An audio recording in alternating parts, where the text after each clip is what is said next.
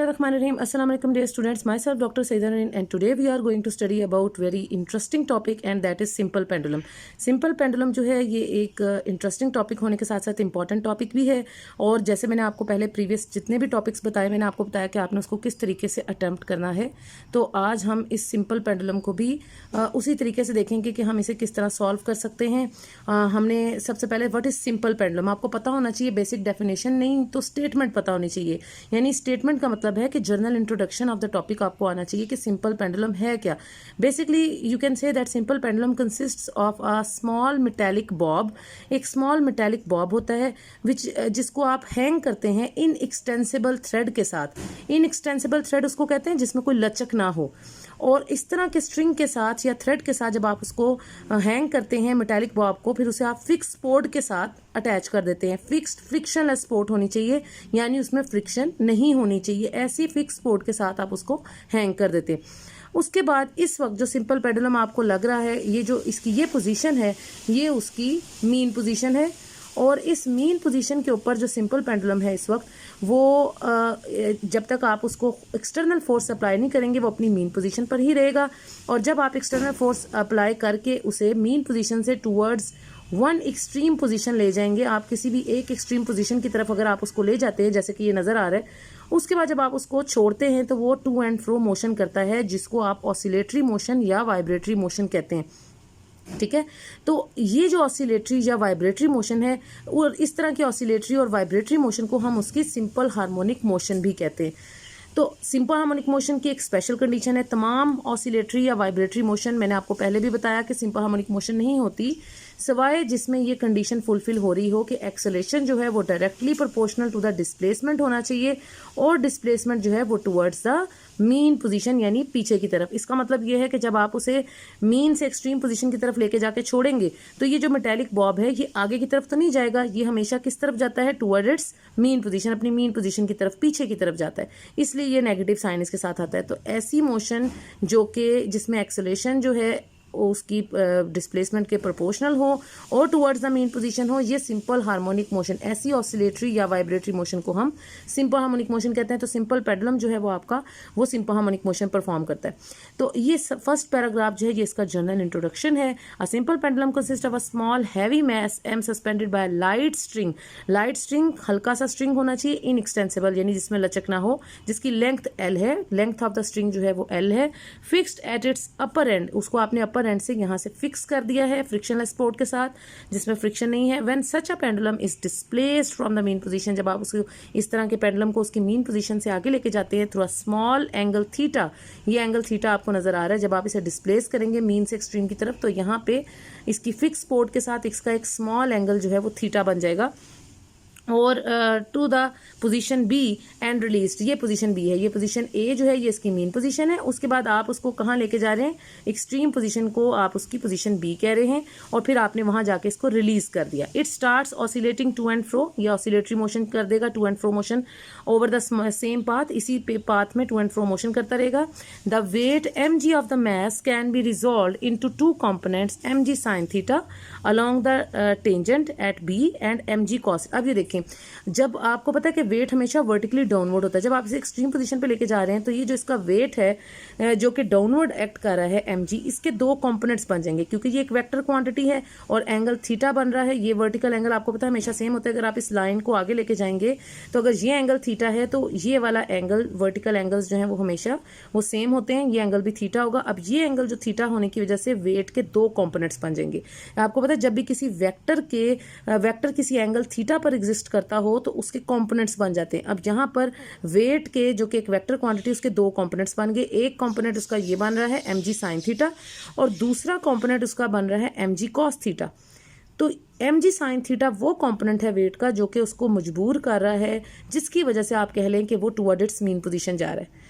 जो mg cos theta है वो इस tension t in the string के साथ जो है वो कैंसिल आउट हो जाता है क्योंकि टेंशन इन द स्ट्रिंग जो है वो अपवर्ड होगी और उस टेंशन के डाउनवर्ड जो फोर्स एक्ट कर रही है वो उसका वेट का कंपोनेंट है mg cos थीटा। सो mg cos थीटा जो है वो tension t in the string के साथ कैंसिल आउट हो जाएगा।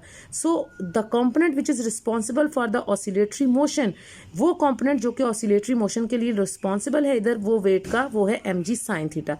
इसका मतलब है ये उन्होंने बता दिया आपको कि एम जी कॉस थीटा जो है वो बैलेंस हो जाएगा टेंशन के साथ। बैलेंस होने का मतलब है वो टेंशन के साथ equal and opposite cancel out हो जाएगा।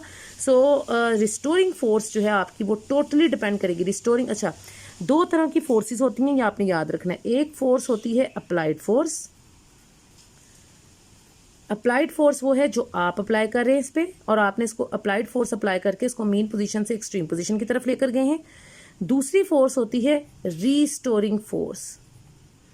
रीस्टोरिंग फोर्स वो फोर्स होती है जिसकी वजह से जो आपने अप्लाई नहीं की, ऑटोमेटिकली खुद ब खुद आपका जो पेंडुलम है वो वापस टुवर्ड इट्स मीन पोजीशन चला गया।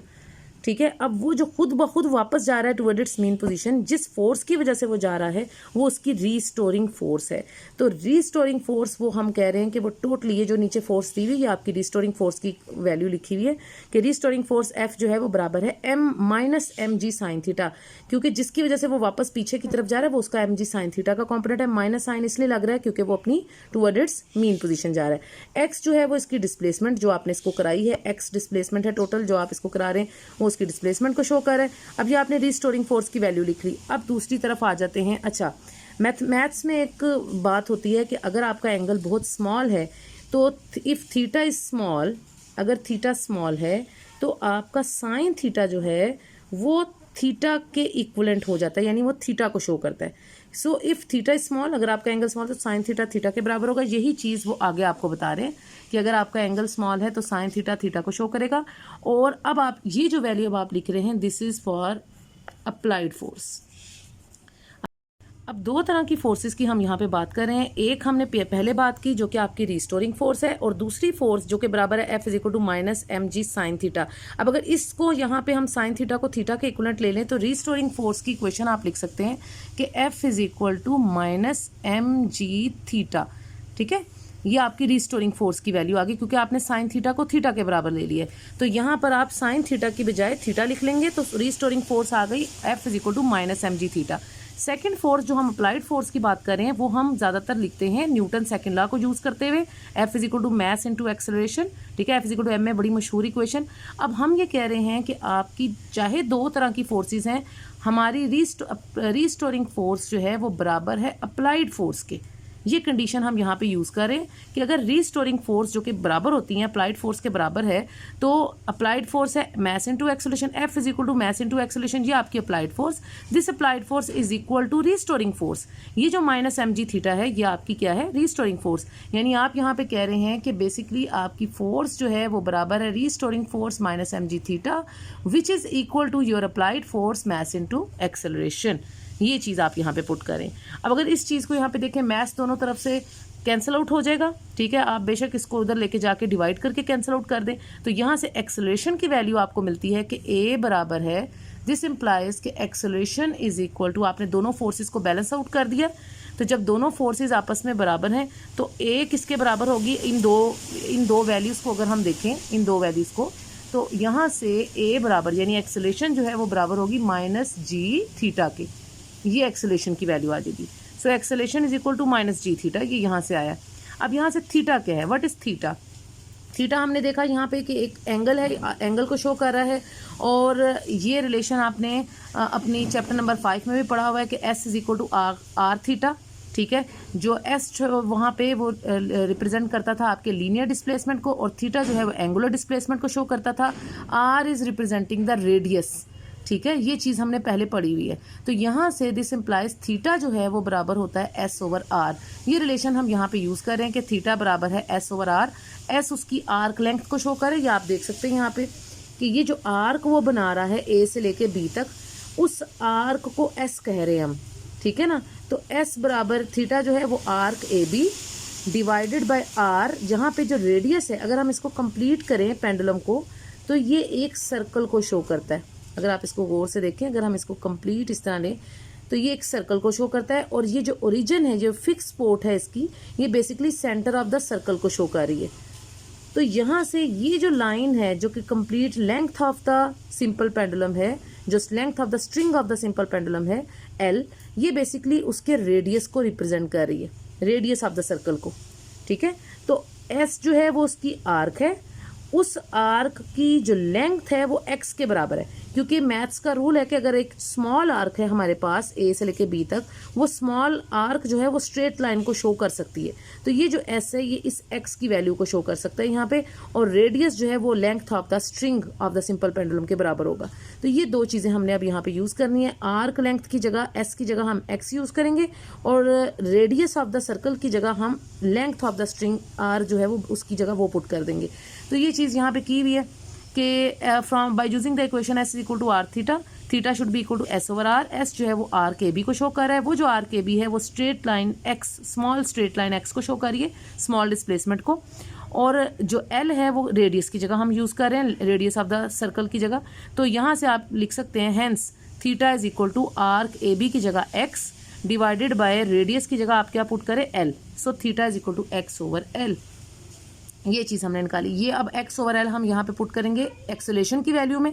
सो a is equal to minus g, theta की जगह अब आप डालेंगे x ओवर एल। सो ये एक्सेलेरेशन की वैल्यू आ गई अब आपके पास। अब यहाँ पे इस इक्वेशन से a is equal to minus g theta में हमने थीटा की वैल्यू पुट की है, और उसकी वैल्यू पुट करके हमारे पास एक्सेलेरेशन बराबर है minus g x over l. अब हम ये कह रहे हैं at a particular place g is constant. अगर हम एक जगह की बात करें तो एक जगह पर, यानी मैदानी इलाके हैं या पहाड़ी इलाके हैं, अगर आप एक जगह पे बात करें, सिर्फ मैदानी इलाकों की बात करें, एक जगह की बात करें, तो वहाँ पर जी की वैल्यू जो है वो कांस्टेंट होती है। And for a given pendulum जो आपके पास लेंथ ऑफ द पेंडुलम है वो भी कांस्टेंट होता है, यानी जी एक्सेलरेशन ड्यू टू ग्रेविटी भी कांस्टेंट है इसके अंदर, और इसमें लेंथ ऑफ द पेंडुलम भी कांस्टेंट है, क्योंकि लेंथ ऑफ द पेंडुलम को आप बार बार चेंज तो नहीं कर रहे ना, एक ही पेंडुलम के लिए एक ही लेंथ है। सो लेंथ भी कांस्टेंट है यहाँ पर, और जी की वैल्यू भी कांस्टेंट है। इसका मतलब है जी ओवर एल जो कि दोनों कांस्टेंट वैल्यूज हैं, हम उसको के बराबर ले सकते हैं, जो कि एक कांस्टेंट को शो कर रहा है। ठीक है, तो यहाँ से हमने ये चीज़ यहाँ पे उन्होंने बताई है। अब ये जो इक्वेशन है, and the motion of the simple pendulum is simple harmonic motion. अभी मैंने आपको शुरू में बताया कि सिंपल पेंडुलम की मोशन जो है वो सिंपल हार्मोनिक मोशन है। उसमें फिर ये रिलेशन लगता है कि एक्सेलेरेशन जो है वो डायरेक्टली पोर्शन है डिस्प्लेसमेंट के, विद नेगेटिव साइन का मतलब है टुवर्ड इट्स मीन पोजीशन।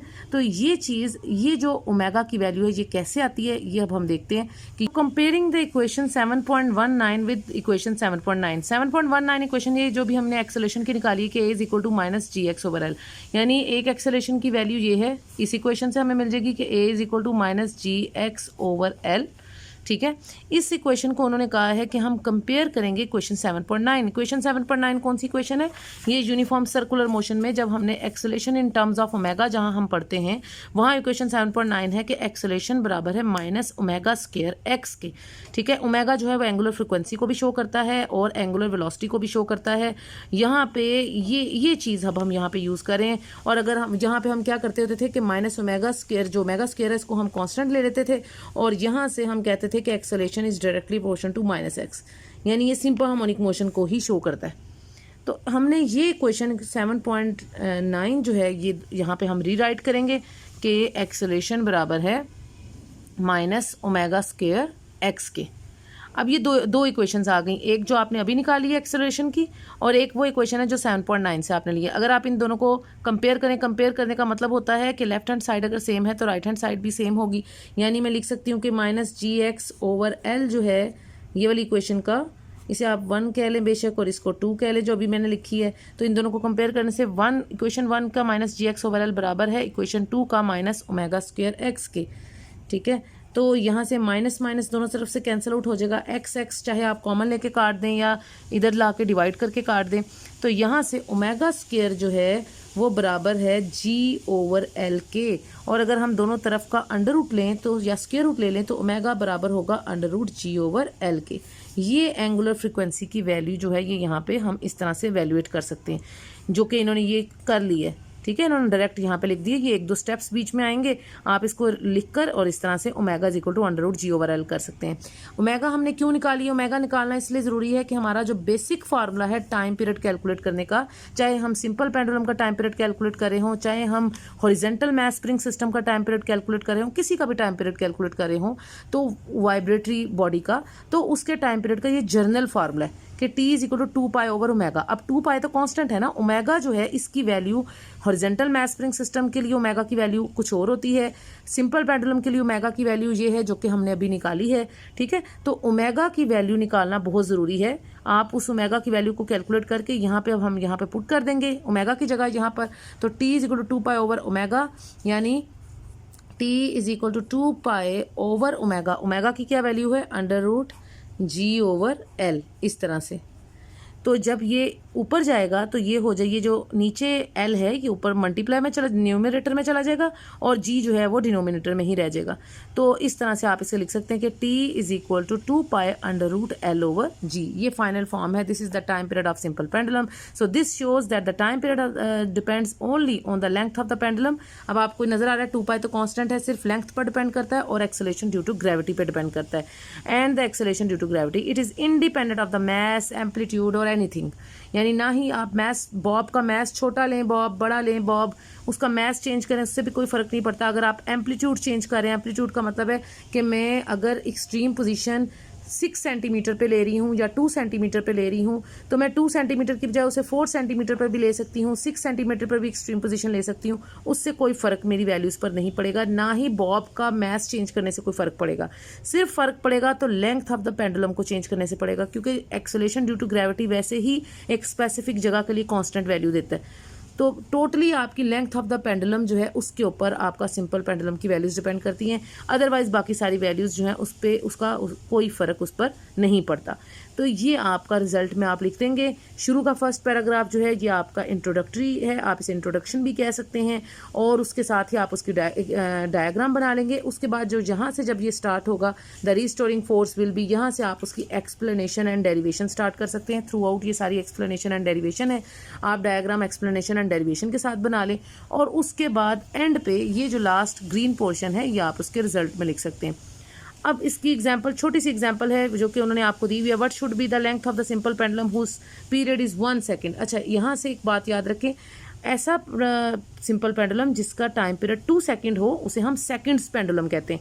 ये क्वेश्चन बहुत दफ़ा MCQs के में आया हुआ है पास्ट पेपर्स में। ये तो 1 सेकेंड टाइम पीरियड है ना, अगर टाइम पीरियड 2 सेकेंड हो किसी सिंपल पेंडुलम का तो उसको हम सेकेंड्स पेंडुलम कहते हैं। So at a place when g is equal to 9.8 metre per second square, ये आपको डाटा उन्होंने दिया है। व्हाट इज़ द फ्रीक्वेंसी, अगर आपको टाइम पीरियड पता हो तो आपको पता है कि फ्रीक्वेंसी निकालना कोई मुश्किल नहीं है। आप पहले टाइम पीरियड निकालें, t is equal to 2 pi under root l over g, ये फार्मूला लगा के। लेंथ ऑफ द पेंडुलम जो है आपने टाइम पीरियड आपको दिया हुआ है 1 सेकेंड है, g की value 9.8 metre per second square. Length of the pendulum आपने कैलकुलेट करनी है, दोनों तरफ का आप स्क्वायर ले लें। जब आप दोनों तरफ का स्क्वायर लेंगे तो ताकि अंडर रूट ख़त्म हो और हम लेंथ ईजिली कैलकुलेट कर सकें, तो यहाँ से t square is equal to 4 pi square l over g, और यहाँ से एल जो है ये जो जी इधर डिवाइड हो रहा है उधर जाके मल्टीप्लाई हो जाएगा, और 4 पाई स्क्वायर इधर आके सेकंड साइड पे लेफ्ट हैंड साइड पे जो है वो डिवाइड हो जाएगा। So this is l is equal to g T square over 4 pi square. आप वैल्यूज पुट करें और ये आपने लेंथ निकाल ली इसकी। जब लेंथ ऑफ द पेंडुलम आ गई है, फ्रीक्वेंसी आपको टाइम पीरियड गिवन है 1 सेकेंड, तो फ्रीक्वेंसी बराबर है 1 ओवर टाइम पीरियड, यानी 1 over 1 which is 1। So frequency भी 1 हर्ट्स के बराबर होती है। फ्रीक्वेंसी की सिस्टम इंटरनेशनल यूनिट होती है हर्ट्स, टाइम पीरियड की सिस्टम इंटरनेशनल यूनिट होती है सेकंड, लेंथ की सिस्टम इंटरनेशनल यूनिट होती है मीटर। तो ये चीज़ें आपको बेसिक चीज़ें हैं जो आपको याद रखनी है। तो अभी ये फ्रीक्वेंसी 1 हर्ट्ज है। फ्रीक्वेंसी और टाइम पीरियड में क्या फ़र्क होता है, टाइम पीरियड का मतलब होता है time required to complete 1 vibration. एक ऑसिलेशन या एक वाइब्रेशन को कंप्लीट होने में जो वक्त दरकार होता है वो उसका टाइम पीरियड होता है, जबकि फ्रीक्वेंसी होती है number of vibrations completed in 1 second. एक सेकेंड में जितनी वाइब्रेशंस या जितनी ऑसिलेशंस वो सिस्टम कंप्लीट करता है या काउंट करता है वो उसकी फ्रीक्वेंसी होती है। ठीक है, तो ये बेसिक डिफरेंस है दोनों में, और दोनों की यूनिट्स भी डिफरेंट है। टाइम पीरियड की सेकंड होती है, फ्रीक्वेंसी की हर्ट्ज होती है, सिस्टम इंटरनेशनल यूनिट। ठीक है, तो फ्रीक्वेंसी और टाइम पीरियड का ये बड़ा मशहूर रिलेशन है कि फ्रीक्वेंसी जो है वो 1 ओवर टाइम पीरियड के इक्वल होती है। तो ये चीज़ मैंने जो आपको एक चीज़ बताई कि सेकंड्स पेंडुलम क्या होता है जिसका टाइम पीरियड 2 सेकेंड हो, तो ये चीज़ें MCQs में वो इस तरह की छोटी पूछ लेते हैं। आई होप स्टूडेंट्स हमने जितनी बातें आज की हैं आपने उसे अच्छे से अंडरस्टैंड कर लिया होगा। फिर भी कोई मसला हो, कोई परेशानी हो, कोई बात ठीक से समझ में ना आई हो, you can comment me in the comment section. Until the next lecture अपना बहुत सा ख्याल रखें, दुआओं में याद रखें। अगर आपको लेक्चर पसंद आए तो लाइक बटन को भी प्रेस किया करें, और जो बात आपने पूछनी हो आप ईज़िली कमेंट कर सकते हैं। और अगर किसी लेक्चर की आपको ज़रूरत हो और कोई लेक्चर आपको टॉपिक आपको समझ में नहीं आ रहा और आप चाहते हैं स्पेसिफिकली मैं वो टॉपिक आपको ज़रूर समझाऊं, तो आप मुझे ज़रूर कमेंट सेक्शन में बताएं। इंशाल्लाह मैं अपनी नेक्स्ट वीडियो जो है वो उसी लेक्चर पे बनाऊंगी। That's all for today, students. If you have not yet subscribed my channel, then subscribe my channel now. You can also share my channel and press the bell icon for future notifications. If you really like my lecture, then press the like icon also. Until the next lecture, take care. Allah Hafiz.